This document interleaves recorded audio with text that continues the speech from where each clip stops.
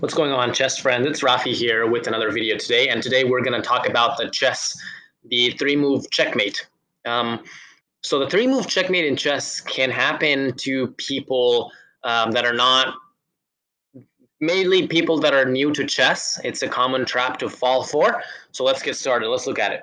So it typically happens after a move like f3. So white starts the game by playing f3. And this is already not a very good move because you're opening up the diagonal to the king, and it does control the central square on e4, but it also blocks a knight on f3, and it's just generally not a good move. So black can respond to a move like f3 with potentially the move like e5, just controlling the center. Now white also black also opens up a diagonal now for a possible attack on the king. And so if white is a new player and hasn't, seen this kind of stuff before, and goes ahead and plays a move like g4, which is a huge blunder. And again, this move doesn't do anything to control the center. It doesn't develop a piece. It's just another pawn move, and it opens up the diagonal to the king further, because now there is no g3 to stop any sort of check from the queen.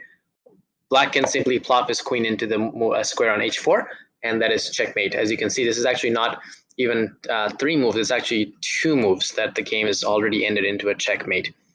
So that's how. So basically, as white, obviously you can prevent this from happening.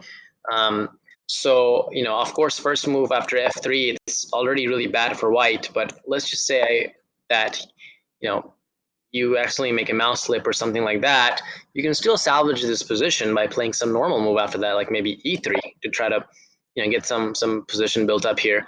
But playing a move like g4 certainly will lose the game right away. So the same trap it's not so much a trap because you're kind of digging your own grave when you do that, but the same kind of concept can also happen on the black side of things. So let's just say white plays a move like, say pawn to e4,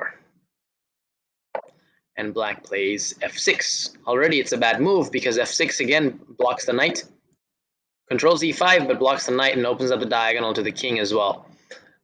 Say white plays a normal looking move like d4.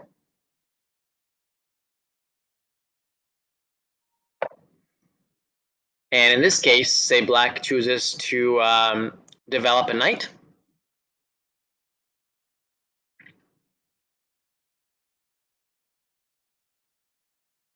I'm sorry, if say black now makes the same mistake by playing g5, there's queen to h5, which is checkmate. And that's actually three moves now. So 1, 2, 3. So there you have it. That's the three-move checkmate. That's actually the two-move checkmate is actually the shortest way you can win a game of chess. Apart from one story that I know, which is kind of a funny story, there is something funny that happened. Apparently it's between two grandmasters, but I don't believe it. But I can definitely see this happening in a scholastic tournament where the black king and queen were switched up. So I'll just kind of show you guys that position here. So say you started a game with like this, where you had the king and queen accidentally placed in the wrong squares, which I'm about to show you once this loads. So, man, it's being so slow. Okay, so say you had the king and queen switch. So let's take these pieces out. The queen here, and let's put a king here.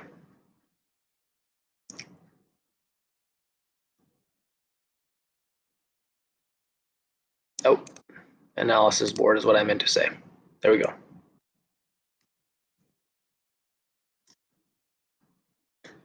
So imagine you're starting a game and it's a scholastic game, or maybe you weren't paying attention and you set up the king and queen in the wrong squares, like you've had them flipped like this. This is a funny thing that happened. So what happened is white played e4, and black thought this was his king, so he played e5.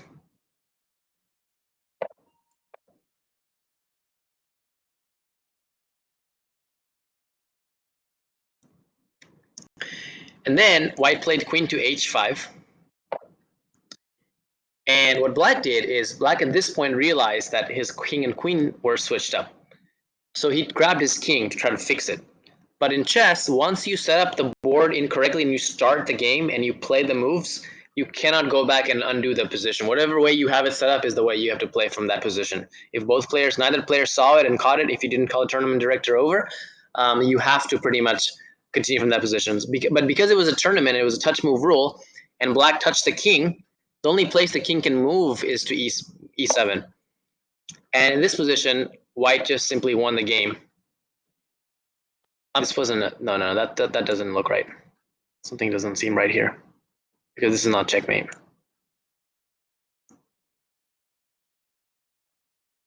Wonder what this was. Oh, I think it might have been the other way around, maybe.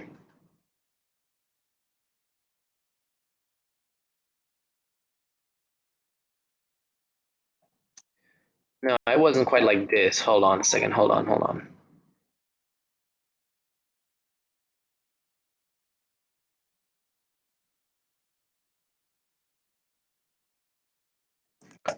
Let's go back and redo this. Hold on 1 second. Tools analysis board. I'm trying to figure out exactly how this mistake came about. I think it might have been just maybe it was a touch move rule or something like that. Hold on, let me see here. So after e4,